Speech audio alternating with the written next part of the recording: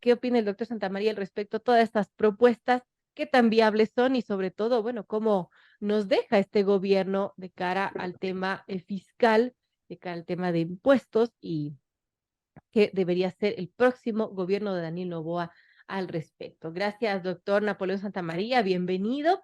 Y bueno, ¿cómo ve el plan del nuevo presidente Daniel Noboa y qué tan factible son algunas de sus propuestas? Y también cómo queda el Ecuador con el gobierno de Guillermo Lazo de cara a este tema de impuestos.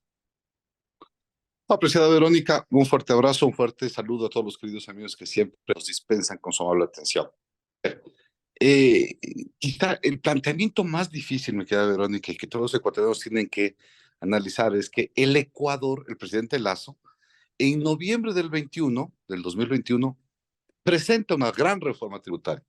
Recuerde usted, esa reforma tributaria no fue ni aprobada, ni rechazada, ni enmendada, ni cambiada por la Asamblea, sino que ingresó al ordenamiento Entró jurídico tal cual. tal cual por el Ministerio de la Ley. Eso, noviembre del 2021. Ya en los efectos al 2022, el gobierno considera, luego de las críticas de muchos ciudadanos, que el impuesto a la renta pudo haber sido muy agresivo, exagerado en el cobro a personas naturales. ¿Y qué hace en el 2023, en febrero, en marzo? Saca un decreto, lo presenta a la Corte Constitucional y la Corte Constitucional le aprueba, ¿sí? En el mes de junio de este año y hace una disminución de cargas fiscales de impuesto a la renta. Resumen, al 2021 se incrementaron impuestos, al 2023 se redujeron impuestos. Entonces, la primera análisis ¿es posible, hay espacio para que el presidente Noboa presente una reforma tributaria el 2024? Y la respuesta es, vista esta inmediata historia, va a ser muy difícil, porque los ciudadanos van a decir, bueno, el país me quería cobrar mucho impuesto al 2021, el Estado se dio cuenta que era excesivo y lo disminuye al 2023. Por lo tanto, no se compadece que el 2024 vuelva o quiera volver una carga o sobrecarga fiscal, especialmente a los ciudadanos. Eso ya inhabilita, imposibilita que el Ecuador piense en reformas de impuesto a la renta, de IVA, de impuestos patrimoniales, etcétera. Tema uno. Tema dos, yo recojo algo bien importante que usted decía, Verónica, y que hacía referencia a alguna expresión del presidente Novoa, donde, ¿qué tal si es que este gobierno transitorio y muy pequeño de 18 meses nos ofrece al país una no reforma tributaria? Dice, Ujú. no hay, no una reforma tributaria a cambio de una gran gestión tributaria. Y ahí sí creo que hay un espacio. Es decir, tecnificarle, entregarle procesos de big data, de inteligencia artificial, de gestores tributarios, etcétera, a funcionarios del SRI para que tengan mayores capacidades de control y cerremos esa famosa brecha que el Ecuador cada vez es más grande, Verónica, cada vez más grande de la evasión. Le doy el dato, la CEPAL antes nos ponía con 7 puntos del PIB de evasión, en el último informe la misma CEPAL nos pone con 9 puntos de evasión de impuestos, ¿no? Entonces, cada vez la evasión no la reducimos en el país, sino cada vez se agranda. Y tres, quizá en este concepto de gestión, de ser más eficientes, de controlar a los que no están pagando, fusionar, unir las fuerzas de lo que es la CENAE, que es Ujú. impuestos aduaneros, con el SRI, que son impuestos nacionales, para que sea toda una institución la que esté pensando en todo el régimen tributario del país, tal como es en los Estados Unidos, en Canadá, en toda Europa, en Colombia, en Chile, en todos los países del mundo. Solo Ecuador tiene partidos sus administradores tributarios en impuestos aduaneros e impuestos nacionales. Quizá esa es la primera visión, mi querida Verónica. Creo que no hay espacio para una reforma tributaria y más bien creo que el presidente quedaría muy bien parado si es que apuesta, si es que alista y si lanza una gran gestión tributaria. Ahora, para hacer esto, Verónica, y hay que decirlo al presidente, se necesita gente, uno, muy competente, capacitada y que sepa qué hacer al siguiente día. No que entren y que recién comiencen a ver cómo se hace este tema y cómo funciona el SRI, cuántas direcciones regionales y cuántas provisiones y cómo funciona. No, no, no. Tiene que ser alguien que conozca, sepa y realmente sepa el tema. Y dos, que tenga la decisión de tomar o tenga la fuerza, perdón, la fortaleza de tomar las decisiones que deben Claro. tomarse para hacer una gran gestión fiscal. Ahora, importante, muchos expertos también mencionan que sí, sería viable que pueda pues, mejorar esa capacidad del SRI para evitar la evasión de impuestos, pero hay quienes creen que eso no será suficiente. Y, por ejemplo, este gobierno bajó muchos impuestos en cantidades que, bueno, podrían afectar al fisco. En ese sentido, doctor Santamaría, ¿cuánto dinero menos recibiría el fisco para el nuevo gobierno debido a esta baja de impuestos y qué hacer para poder recuperar esa plata?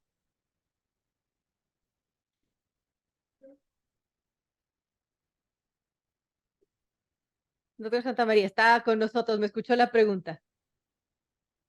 Al último ya no lo escuché, mi querida Verónica. ¿Puede repetirme así en Bueno, pastillita? mencionaba que si bien es viable esta situación de que se pueda potenciar el SRI, su capacidad de recaudatoria para evitar la evasión de impuestos también, lo que sí se sabe es que este gobierno el de Guillermo Lazo, pues bajó ciertos impuestos y esto dejó al fisco con menos plata.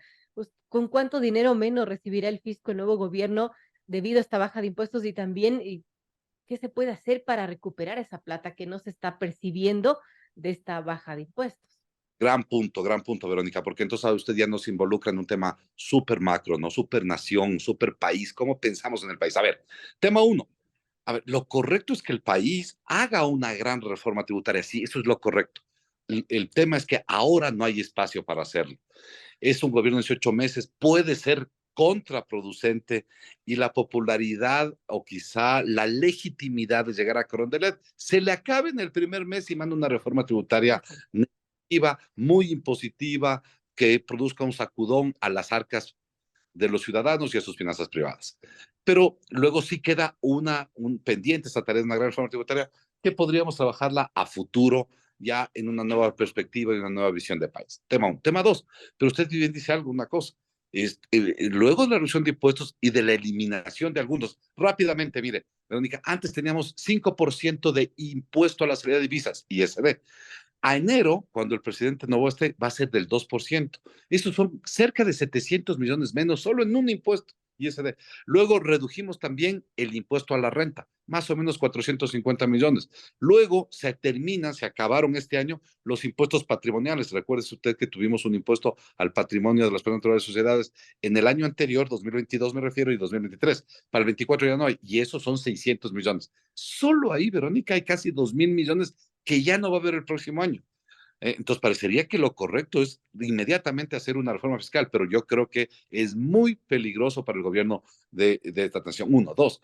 eh, pero entonces, ¿qué hacer? Porque la recaudación se pensaba este año cerrar de impuestos nacionales cerca de 17.000 millones de dólares más 1.500 o 1.100 de impuestos aduaneros y llegar a los 18.200 que era lo presupuestado, y la verdad es que no se va a llegar ni a 17.000. Es decir, vamos a perder entre 1.000 y 1.200 millones de recaudación. Y usted plantea el tema, ¿y qué hacer entonces? Exacto. Sí, es harto difícil. ¿Por qué? Porque sume usted que vamos a tener menos petróleo por esta decisión de los ecuatorianos del ITT, de la no Además, producción en nuestro campo 43.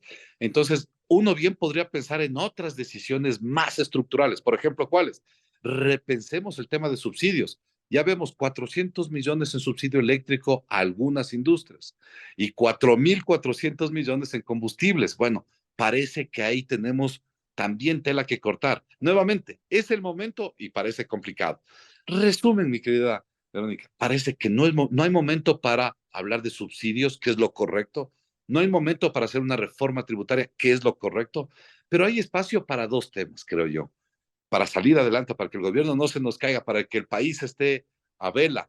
Es uno, recortemos algo de gasto. Sigue siendo el Estado ecuatoriano muy ineficiente en el manejo de su gasto, sobre todo el gasto corriente, llenos de consultorías, de asesorías, de gastos banales, futiles, inoperantes, improductivos. El país tiene, el nuevo Estado, el nuevo jerarca, tiene que saber administrar la nación y controlar el gasto. Tema uno. Y tema dos, Verónica, nos gusta, ¿no? Tendremos que reperfilar deuda externa. Más o menos, para el año que viene, tendremos compromisos de deuda externa de 10.700 millones. 10.400, 10.700, ahí esa cifra la he revisado y unos dicen 10.400 y otros 1.700, bueno, ahí está el promedio de 10.500. Entonces, lo que bien podremos hacer es llegar a un acuerdo con los secretarios y decir, vea, no tenemos la plata para pagar los 10.500 millones y financienme, denme más plazo, denme mejores condiciones, extiendan el pago de la deuda para el próximo año, poder destinar, vamos a suponer, unos 4.000 o 5.000 millones menos de pago de servicio de deuda y de deuda y utilizar esos fondos para cubrir el hueco que usted nos alertaba, Verónica.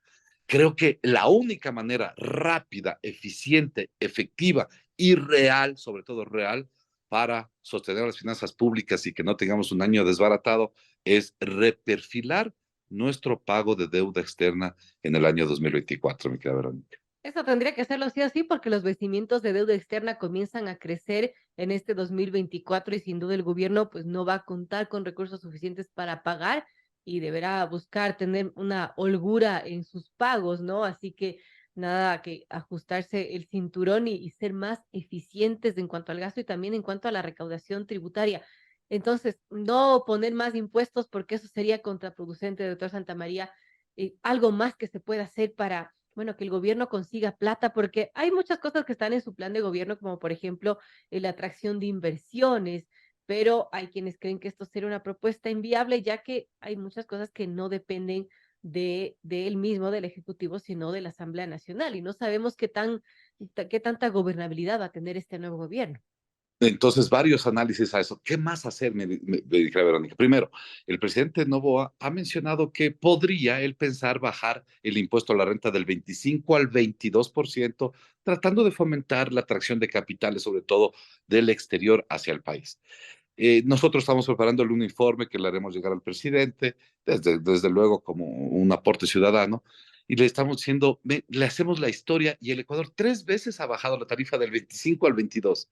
Y coincidencialmente, mi querida Verónica, esos años ha habido menos inversión extranjera. Increíble. Entonces, la historia demuestra que bajar la tarifa de impuesto a la renta no provoca, no genera, no anima al inversionista a traer capitales y por lo tanto le estaríamos diciendo al presidente Novoa, no tome esa decisión que podría ser errada en consulta y todavía minaría más, Claro. reduciría más las arcas fiscales que vamos. Uno. Dos, el presidente Novoa también ha dicho, podría pensar en bajarse el ISD del 2% que estaría en enero al cero y nuevamente le estamos haciendo un análisis para que se vea que esa reducción no solo que no ayuda a traer inversión extranjera, ni fomenta la atracción de capitales, ni inhibe que vengan capitales al Ecuador, etcétera, sino que solo le afecta a la caja fiscal y más o menos 600 millones de dólares y por lo tanto podría complicar más la asamblea. Tema uno. Entonces, decirle al presidente, capaz que estas cosas deberíamos, la reforma tributaria que no sea ni más impuestos ni menos impuestos, déjelos ahí y hagamos una gran gestión tributaria con grandes gestores tributarios en las administraciones tributarias. Uno. Dos, yo sí me parece que es rescatar usted lo que dice. Aquí pendemos, y creo que uno de los errores de gobernabilidad del señor Lazo es que no pudo tender esos puentes de diálogo, de gobernabilidad, de cogobernabilidad, de colegislatura, Verónica, de ejecutivo legislativo, eso dice la Constitución. El presidente propone y la Asamblea aprueba o no. Y Así eso es. hay que tener, pero ahí tenemos doble vía. Primero la legislatura. Yo quiero ser crítico, responsable y respetuosamente de aquellos legisladores que me dicen, nosotros somos de la teoría de no más impuestos. No, eso es una declaración irresponsable, así per se. ¿Por qué? Porque el Ecuador tiene que crear, por ejemplo, impuestos, mi querida Verónica, amigos, a todo lo que son las transacciones de la economía virtual. El Ecuador, por ejemplo, todavía no tiene tributación para el e-commerce. Por ejemplo, si usted paga, si podemos pagar impuestos con monedas virtuales, con Bitcoin, en el Ecuador no hay legislación con eso. ¿Por qué? Porque ya hay una economía virtual, hay una economía que está moviendo y que el Ecuador no lo logra aprender. Como país, ¿tendremos que algún momento controlarla? Claro que sí. Por lo tanto, esa afirmación así genérica, no más impuestos, es medio irresponsable y populista. Yo creo que las nuevas generaciones de legisladores deberían ir cambiando estos temas y decir, a ver, los que sean impuestos que impliquen modernizar al país, adelantar al país a las nuevas tendencias de desarrollo económico, bienvenidos, analicemos, sentémonos, pensemos. Los que sean regresivos, excesivos, que violen principios de capacidad contributiva, etcétera, definitivamente no. Pero este mensaje del secretario es importante. Y tres, finalmente, el tema de que, Verónica, comprender que a la legislatura, cuando un presidente se posiciona, le envía el presupuesto del año y una proforma cuatrianual. ¿Por qué la Ujú. Constitución le dice al presidente que mande esto, porque dice, a ver, dígame, presidente, ¿qué va a hacer el año que viene y qué planifica hacer en los 4 años de su mandato? Es el concepto, pensar a mediano plazo, 4 años. Claro. En el caso del señor Novoa, tiene un presupuesto de un año y se acabó. No hay más. Porque recuerde usted que para el próximo noviembre, diciembre estaremos en campaña electoral, enero, febrero las elecciones y en mayo la posesión del próximo presidente. Me refiero al 2025. Por lo tanto, es mucho más exigente, los plazos se acortan y por lo tanto el aporte, mi querida Verónica, y aquí el final llamado, el aporte para que muchos se sumen a aportar, no a denostar, no a hacer un óbice y no a hacer un problema como el señor Isa, que no, que ya está deslegitimado por sus bases y sale a amenazar al presidente que si no le cumplen las 15 cosas que él dice, le hace un daño al país. Esto debe acabarse. Más bien invitar a las universidades para que con sus investigadores, profesores, docentes y estudiantes le aporten al país con ideas, con aportes. Necesitamos crear un Ecuador unido, mi querida Verónica. Basta de pensar en los partidos 1, 5, 20, 40, 50, 80, el rojo, amarillo y verde. Hay que pensar en uno solo que se llama Ecuador. Y esto nos debe concitar a todos, a universidades, gremios profesionales, gremios empresariales, ONG, ciudadanos, etcétera, que le aportemos a el barco que nos tiene a flota a todos. Y ese barco se llama Ecuador, mi querida verdad. Un lindo mensaje de unión que nos da el doctor Napoleón Santamaría, abogado tributarista, es que sí, estamos todos en este mismo barco y si se hunde la proa, la popa, una partecita, nos hundimos todos. Eso es lo que muchos políticos no han entendido. Doctor, quiero agradecerle por este análisis. Seguramente dialogaremos más adelante cuando ya esté posicionado el presidente Daniel Noboa y bueno, veamos cómo va ejecutando alguna de sus propuestas y bueno, también qué tanta gobernabilidad tendrá en el legislativo. Eso lo veremos en los siguientes meses. Gracias, doctor Santamaría, por estar con nosotros. Gracias, mi querida Benedicta. Y solo le mando un mensaje final. Mire, solo un mensaje final para todos los años que estudian. Es, yo le quiero al país y quiero que todos nos unamos para sacar al Ecuador. Colombia no lo está haciendo mal. Mire, sus ingresos están subiendo al 16% y Perú al 7%. ¿Sí? Están haciendo un poquito mejor las cosas, o bastante mejor nuestros vecinos. No por afán de competencia, sino por sobrevivencia y superación de los ecuatorianos. Creo que hay que hacer ese trabajo. Trabajar todos en favor del Ecuador, mi querida Verónica.